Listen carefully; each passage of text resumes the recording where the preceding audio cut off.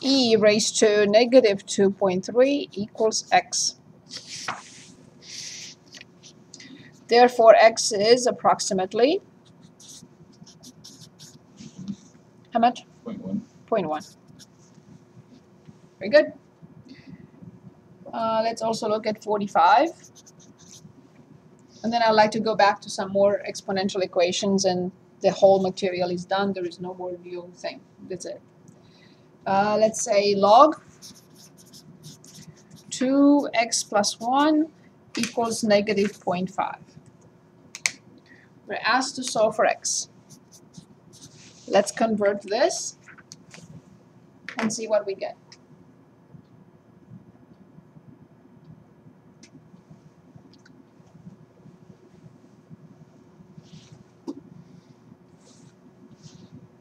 If anyone can tell us how to convert it, and then we'll wait for you to finish it up.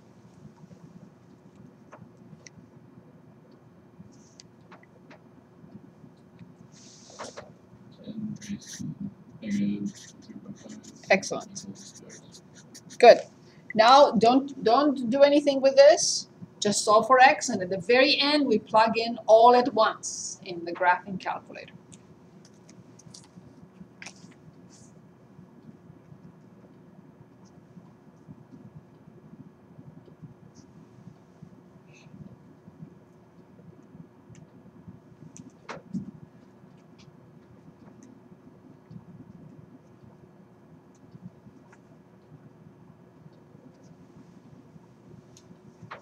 So how do I solve for x?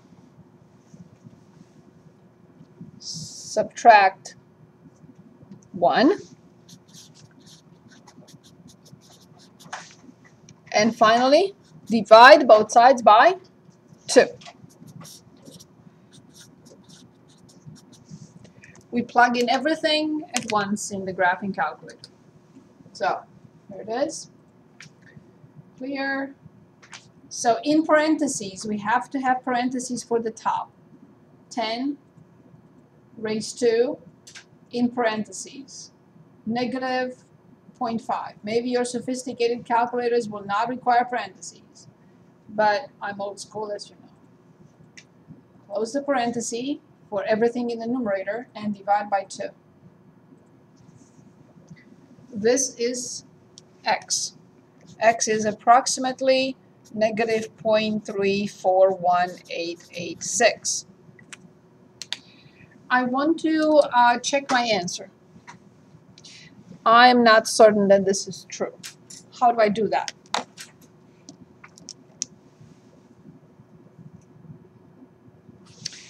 I will go to log. I will put 2 multiplied by the previous answer plus 1, close the parenthesis. What should I get? So let's do that. So log, in parentheses, 2 multiplied by the previous answer. I don't want to punch it in myself because I will not get the whole thing. I will approximate. Plus 1, close the parenthesis. When I hit enter one more time, what should I get if this is indeed the correct answer? Negative 0.5.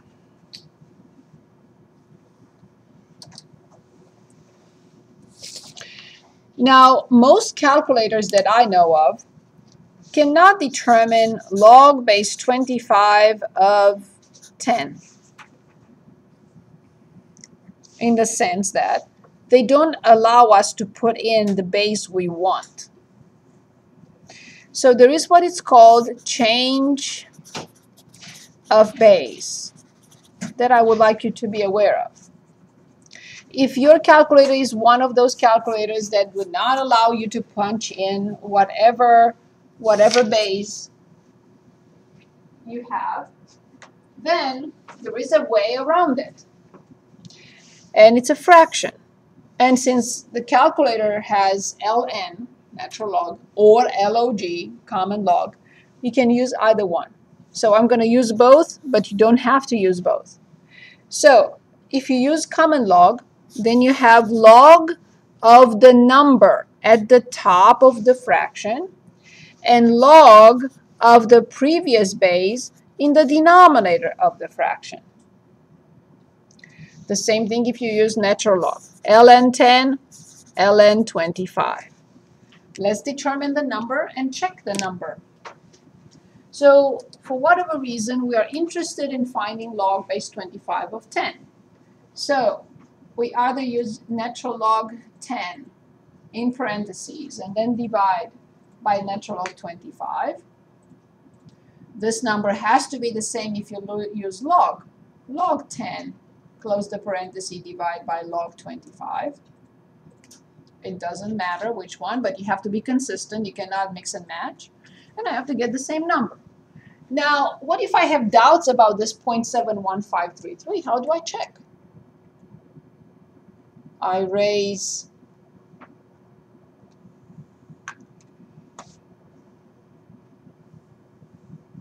which number to this power?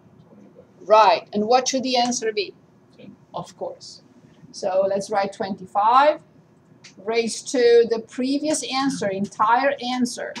And when I hit enter, I should get one more time. Here it is. If I approximate the number and I don't recall the previous answer, I will not get exactly 10. So for example, if you write 25 caret, let's say 0.715, that's all I want to plug in, I will not get 10. Because I did not use the whole thing. Okay, so that's the change of base formula. Okay, I want to go back to a few more exponential equations, and this is it. And they are on page 736.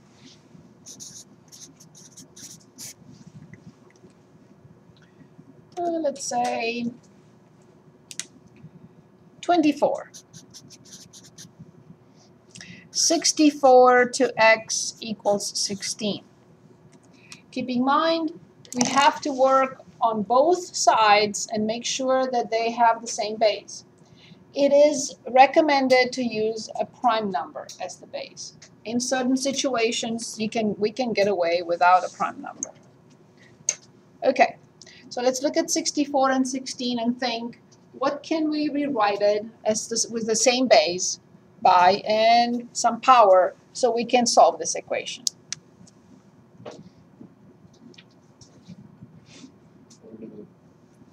I agree with 4 to the third, everything raised to x. Although I would have preferred 2, but it's okay for this one. And the right-hand side is? Good. Now I have to copy the base. What happens to the exponents? Yes, copy the base. 3x equals 4 raised to 2. Remember, we're not simplifying, we're not canceling, we're not dividing, we're thinking. So let's do the thinking process now. Two numbers are equal. We are told they're equal. They must be equal. So, and they have the same base. Then what has to happen to their exponents? They must be the same, correct. So then 3x equals 2, x equals 2/3. Awesome. Okay, 36. Any questions? 36, yes? Why would 2 have been better?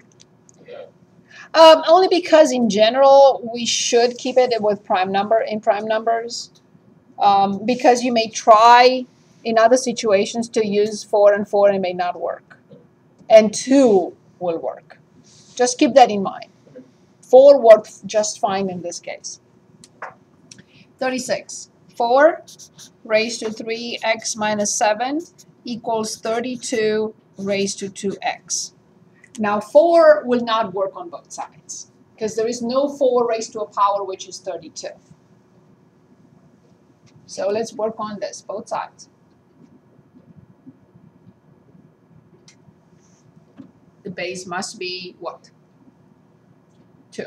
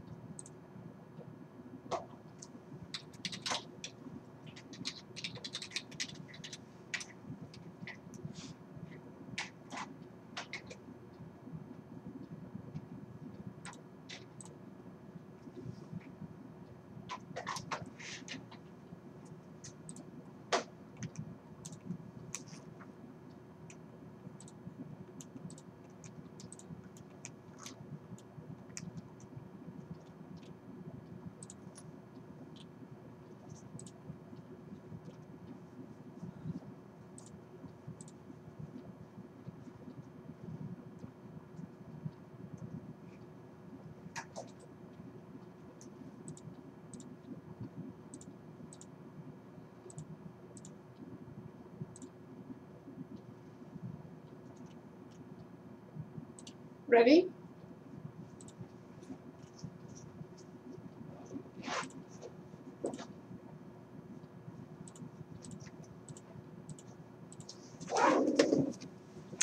So the left-hand side was changed into 2 squared. Agreed? Everything raised to 3x minus 7. The right-hand side was changed to 2 to the 5th. Everything raised to 2x. Agreed? Okay. Then I copy the base. I have to multiply the exponents. And what do I write? 6x minus 1. Excellent. Copy the base. I have to multiply the exponents, and I get 10x. Good. Two numbers are equal, and they have the same base. Therefore, 6x minus 1. good. So you can bring 10 here, you can bring 14 here, you can just move 6x, whatever you want. So this is 4x. So then x equals negative 14 over 4, or negative 7 halves. Is this okay? Good. Should we work on another word problem or another exponential equation? What would you prefer? Another exponential equation? Okay, and then a word problem. Okay, so let's also look at 35.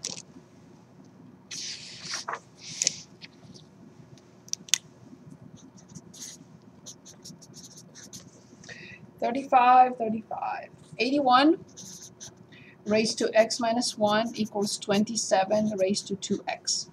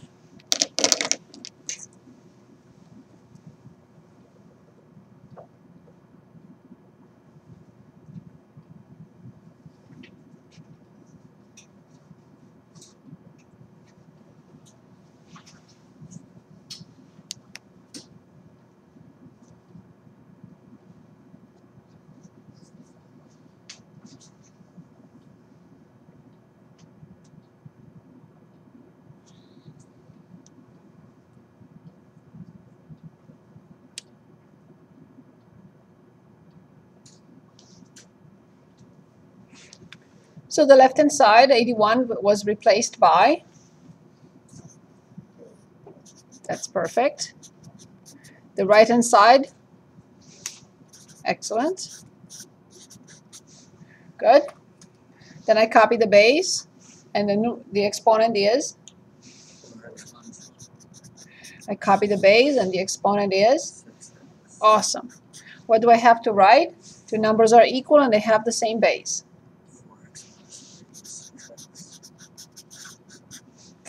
And again, we'll do whatever you want. If you subtract, then it's 2x, so x equals negative 2.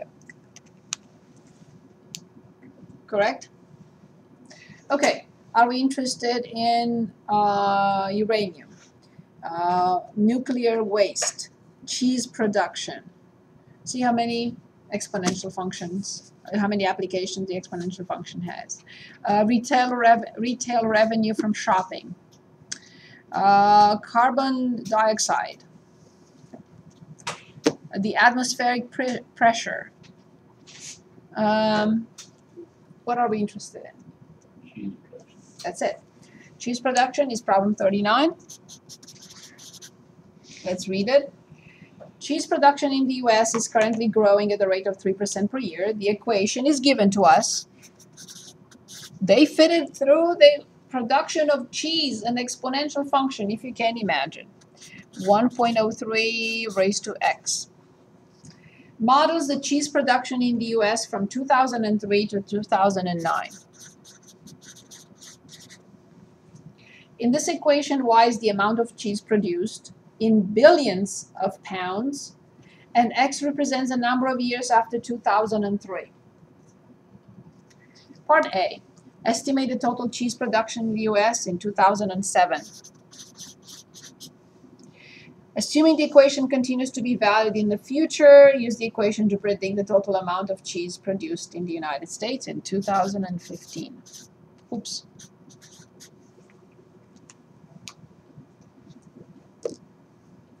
So 2003 represents x equals 0. So what am I really asked to find for 2007? Yes, f of 4. This is also f of x as well. And for this one, I'm asked to find f of, that's it. Let's put in the graphing calculator.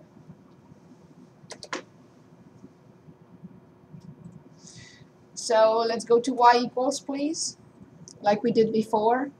In y equals, put in the function 8.6, in parentheses 1.03, raised to power x. And let's go to second and table. What are we putting in again? 4 and 12. 4, enter, 12, enter, and here's the answer. If you want to go back and highlight it to make sure. So this is in billions of pounds, 9.68. 9.68 billions of pounds. And the other one is 12.26.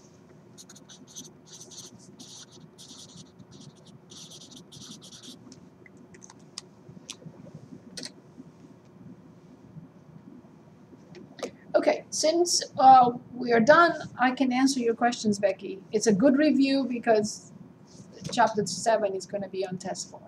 So we're ready now to go back, review, whatever you want. Your questions on anyone else's questions. We have 15 minutes. Anything you would like me to go back to? From Chapter 7, from Chapter 12, anything you want. Yes, hold on one second. Oh, because you have to change it to table set, first of all. So second and table set, and it's not in the ask mode. So that's why it won't allow you to put in anything. And now it does. And you put in whatever you want.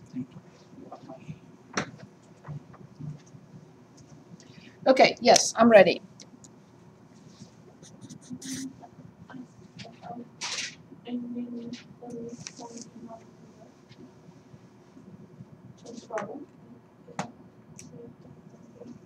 Okay, so that's page 479.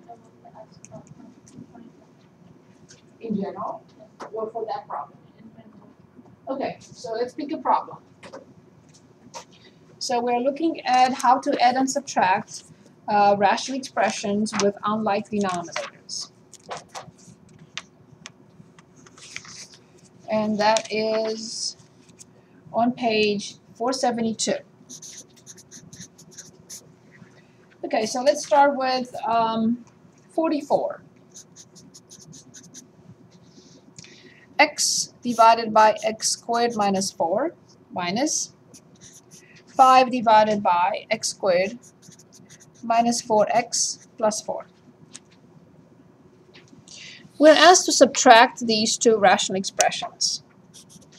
Do we remember what is the first step, what we need to do here?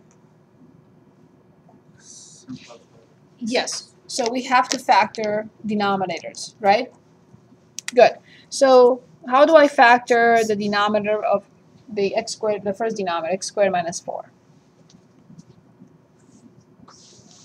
Very good. Becky, are you okay so far? Okay, minus 5 over we're going to get in a minute to how to find the least common denominator, but first we have to factor. Is that okay?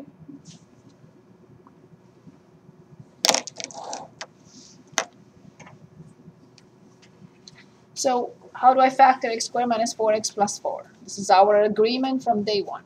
X minus 2 squared. Thank you. Good. So now how do I find the least common denominator? It all depends on all different factors we see. So how many, of course we have to state two restrictions. Not equal plus or minus 2. So how many different factors we see here? Becky, how many different factors we see here? Yes, indeed. I see x plus 2 and x minus 2. There is nothing else. Awesome. So both different factors have to be in the least common denominator. But now I have to be careful because one of them has a power of 2. I have to choose the highest power. For x plus 2, there is only one x plus 2, power 1, done. But for x minus 2, this is power 1 and this is power 2. I'm not adding powers. I must choose the highest. So I will choose 2. Is this okay so far? Okay, so now I have to choose or find the adjustments for the tops. What will be the adjustment for the top of the first fraction? Remember, it has x plus 2. It has 1x minus 2, but is missing the second x minus 2. So I have to multiply the numerator of the first fraction by one of those x minus 2. Now, what about 5? What does 5 get? X plus 2. Exactly what it does not have in the denominator. Becky, is this okay? Okay, so what do I write here as the intermediate step before the final step for the top of this fraction?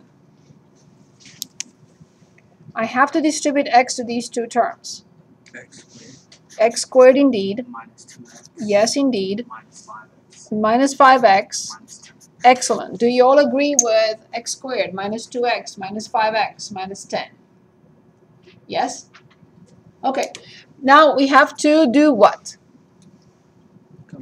Combine like terms. Excellent. X squared minus 7x minus 10 over x plus 2, x minus 2 squared. Awesome. Now I have to try, if it's possible, it may not be, but I have to try to factor the numerator. The product is negative 10, the sum is negative 7. Is that factorable? No. So there is nothing else I can do, so this is it, including this. Becky, is this better? Okay. Would you like to review a rational equation? Yes? Okay, very good. So let's look at 42 on page 480. 2t plus 3 over t minus 1 minus 2 over t plus 3 equals 5 minus 6t over t squared plus 2t minus 3. Let's take a moment and work on this. It's not a trivial problem.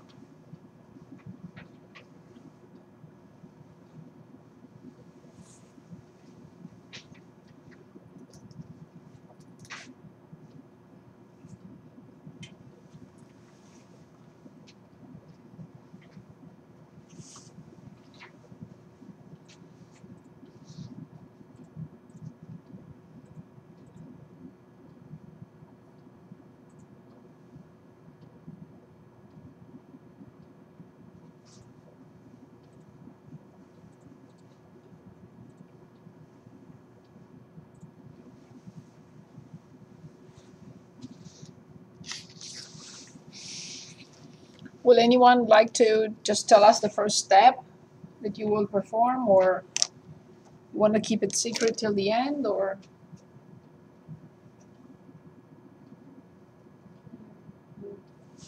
Yes, I recommend factor the denominator and just move that fraction. Yes, I recommend that.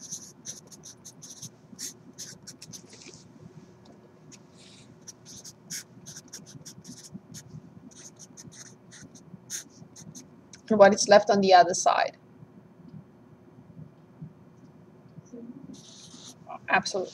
If we forget the 0, we are not solving. And how do we factor a denominator? Always look at the other ones. It's quite unlikely if it would be a very difficult situation, but it's still not trivial in my opinion.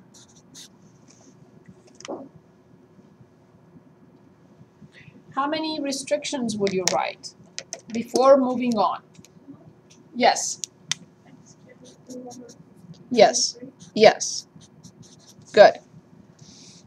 Now remember, you have to draw the fraction line. You have to write the equal symbol and 0. And then find the LCD. What is the LCD? T minus 3 T plus 1. Very good.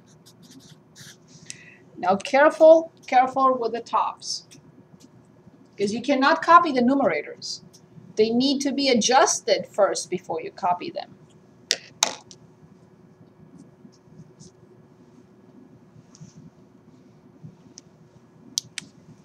What does the top of the first, second, and the third? What does the top of the first get? Awesome. What does the top of the second one get? Right. And the last one? 1. You don't have to write it. I'm just making a point. When you're ready, and you have to be very careful because these are 2 binomials, so you have to distribute as if you had them side by side. Very good. 2t squared plus. Oh, okay, that's fine. 3t, that's fine too. Okay. Awesome. Do we all agree with the first 4 terms? Okay, then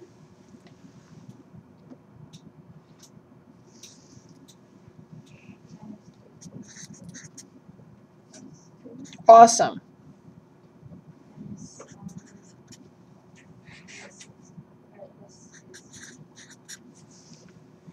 Good. What now?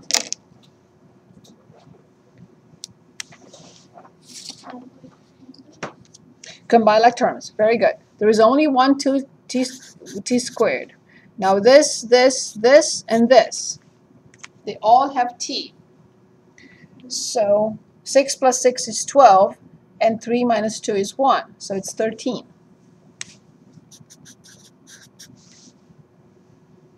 And then I have 9 plus 2, 11, minus 5 is 6.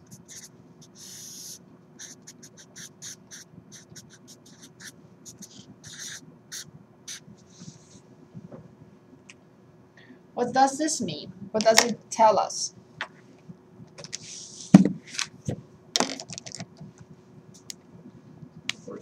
Cross multiply. Very good. So then 2t squared plus 13t plus 6, which is this product, must equal this product, which is, yep. Now, I can simplify. I can factor a greatest common factor. There is no special product here, and 1 is not the leading coefficient. So that's the last chance in which I am looking for 2 numbers whose product is, and whose sum, excellent, sum is good. Product and sum are positive. Numbers have to be positive. 12 and 1, excellent. So then I have 2t squared plus 12t plus t plus 6 equals 0.